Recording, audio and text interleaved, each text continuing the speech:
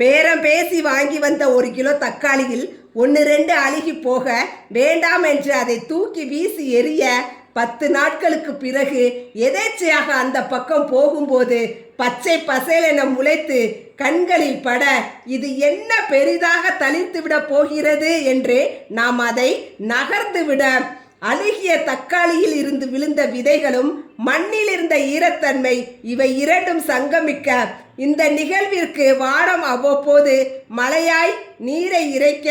விழுந்த நீரின் வேகம் தாழாமல் மேலெழுந்த மண்புழுக்கள் குறுக்கும் நெடுக்குமாக நகர்ந்து அதற்கு பிராணம் கொடுக்க கதிரவன் ஒளி சேர்க்க 2 மாதம் கழித்து அந்த செடியில் பூத்து காய்த்து தக்காளி நம் கண்களை உறுத்த